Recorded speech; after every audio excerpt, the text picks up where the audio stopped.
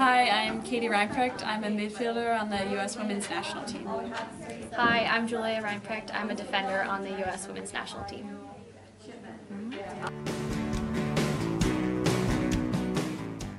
I think we've been to so many incredible places. I'm personally a big fan of Europe, and we've been there quite a few times to Spain, England, the Netherlands, Germany, and I just think the towns there are so cute and walking along the streets. And yeah, you guys get to go out there. Yeah, we've been there quite a few times, so yeah. I always enjoy going there and seeing the culture. You might have different. Yeah, yeah.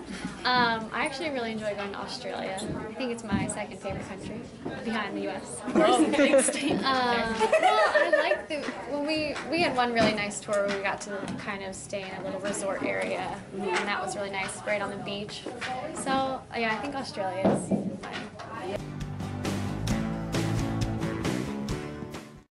I think just seeing, well, it's nice obviously playing with people that you care about and enjoy spending your time with.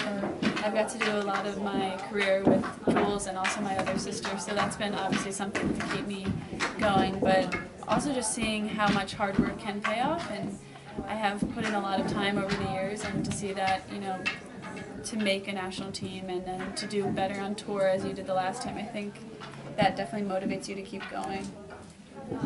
I mean, there's never really like an end goal for me. Like, I think that our program keeps developing, and you've just gone from high school to college and now the national team, and it keeps changing, stays exciting, and we're trying to do new things and get better in world rankings. So it's been exciting. You just want to be better, and I think our program's on that way, so it's easy to stay passionate about it when you're having good results. I think we think something exciting is coming, and we want to be a part of it. Do everything we can to make it happen. Yeah.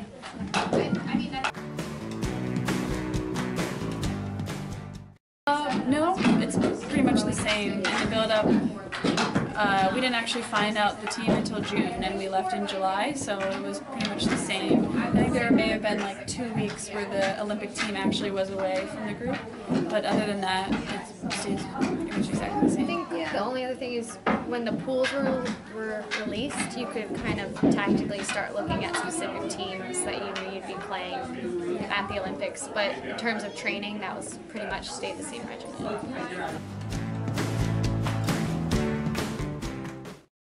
The nice thing about practice is that we have so many during the week that you don't get down after one, but a bad game, I think it's sometimes nice to just actually watch it back again. We have the opportunity to do that with having all of our games videotaped, but it's nice to look back and actually see it from a different perspective, and sometimes you feel better after that, but even if that's not the case, you can just talk out certain plays with your teammates and figure out what they were thinking there and what I can do differently.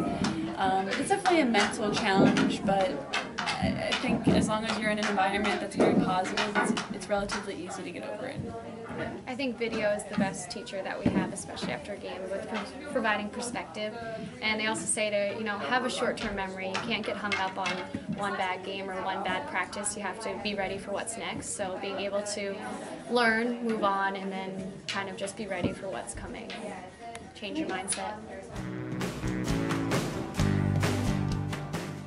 She's the DJ, usually. Well, yeah, I asked for feedback from the team, but it changes every tour. You try and stay current. Yeah, I definitely try to stay. But then there's the people on the team who like the throwbacks, but then sometimes that doesn't go over well with other people. We have a lot of genres. Yeah, we just, it's tough to find the right balance. But I don't know, it's really all over the place, depending on the mood. But yeah, usually it's the current top 20 in there somewhere. And then some people like house music, other people like country. So we have a mix. Some people like Eminem. Yeah, so one person in particular. Well, yeah. It changes. Who likes Eminem? Caroline Nichols was a big fan when she was on the team. So it's not so as... I always slipped in a few for her, and then I would see it would get her pumped up, and I'd be like, oh. She's ready. Yeah.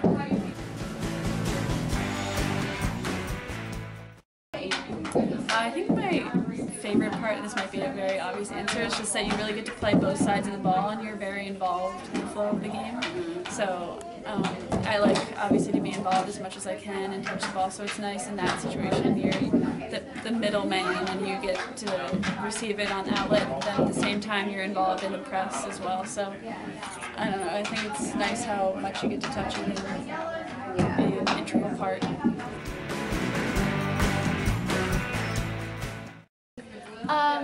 I think the defenders have a lot of camaraderie. We typically in the field hockey, the goal scorers get, you know, a lot of attention, and our back line or our defenders like to say this is what we do, and we like to stick to that. We like to, you know, do everything in our power to keep the score sheet with a 0 on our end. I like working closely with the goalies. I think there's just something to take away from being able to, you know, have a solid defensive line and just to really just take care of what we need to. And then also on the outlet, you can kind of, that's where the play starts sometimes, and especially with the way that we're playing these days, we like to play high tempo. So on the outlet, like, get the ball going, play into our midfield, and let them run ahead and kind of counter as quickly as we can. So we like to play good defense, but we also like to set up our attack as well. Right. It's kind of nice to be able to do that. How do you like playing in the midfield now? Yeah, I'm playing in the midfield now. They didn't really tell me Nice. too much, so So that's exciting. It went well. it's a learning process. Yeah.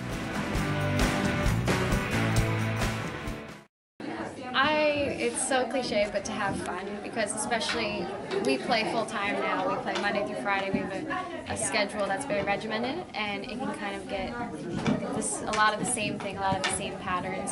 So to be able to, you know, have fun and make it enjoyable makes you so much more energetic to be out there, so much more willing to work harder if you can enjoy it. So I, even to this day, try and have fun and laugh at practice, even though it can be serious at times. I think it's nice to be able to enjoy, you know, the sport that you love so much, but being able to, like, keep it light at times, and it'll keep you playing for longer. I think you don't get as stressed out about it.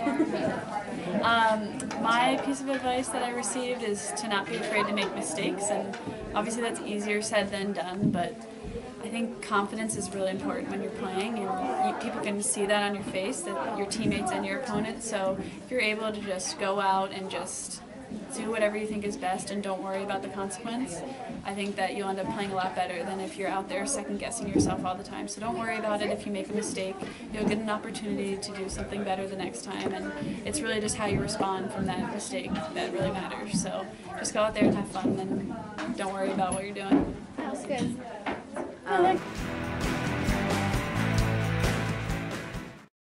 I can start with this one. I could say her. I have 2 older sisters and a mom who's very involved with field hockey. So I started at a young age, and I did other sports too, but I really took to field hockey.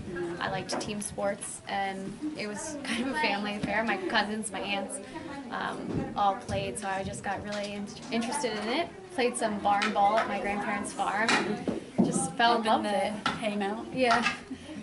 But I don't know, what made you start, Sarah? Well, I mean, our mom played in college, so she obviously was pushing it a little bit. The first time I ever tried it out, it was on grass, and I was not a fan at all. And I was like, I'm sticking with soccer, but then I played indoor and saw, like, the game played at a very high pace, and that's where I really started to fall in love with it. And I learned, honed my skills in indoor, and then eventually, as I went further and further in my career, we started playing outdoor on turf, and that's where it really took off for me. And it wasn't that different than soccer and lacrosse. It was just a different skill set, and yeah, it just really ended up doing well with it and making some under 16, under 19, under 21 teams, and then here we are today.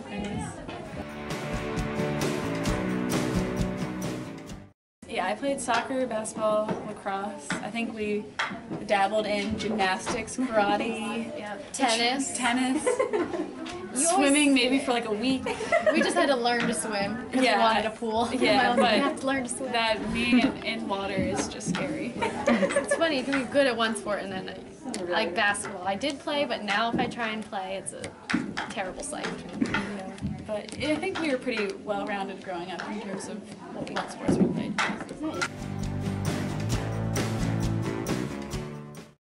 We never roomed together on the road because we're sisters. They'll never put us together. Actually, we roomed one time in college, and it was our national championship weekend. I think it was the last time they thought they could ever do it, and they did put us together. But it's really nice being on a team with Katie. She's obviously a really talented player, has one of the best work ethics of anyone I've ever played with, and I'm not just her sister. I think a lot of people on the national team would say that.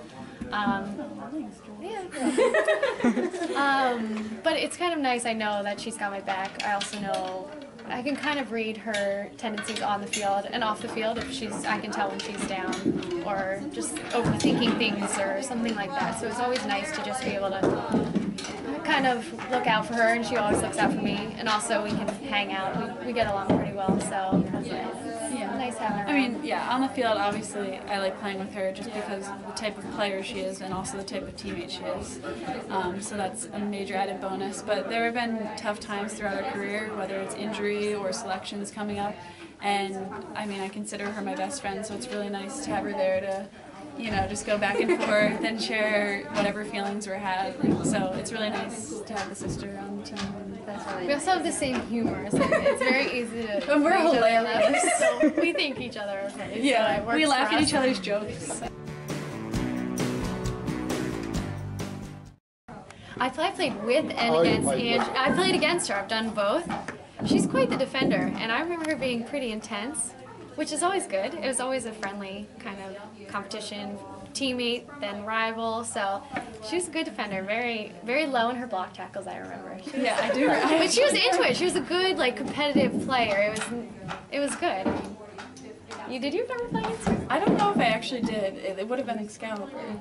It's funny. She's so goofy now. I mean, she was the same way, but on the field, she was all business.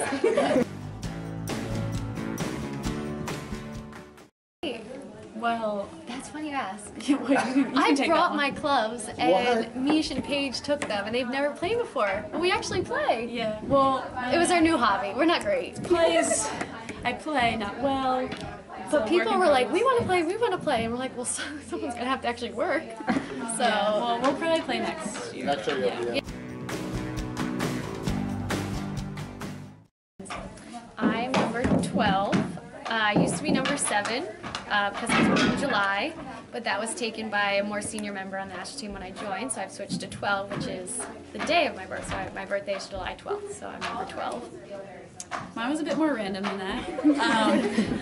Playing soccer, I was always number 1. That was just always my number. I am also born on the 1st of November, but I don't know if that's why I was 1. But anyways, so I went to a new club, and 1 was already taken, and it was 14 or 15. So I thought 14 was the obvious choice.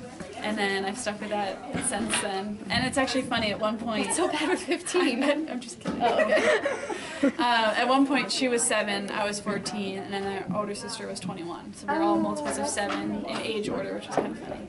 Yeah, like, totally random, not intentional. Sarah's 21 because of her birthday. You 14 just happened to fit right perfectly. It was meant to be.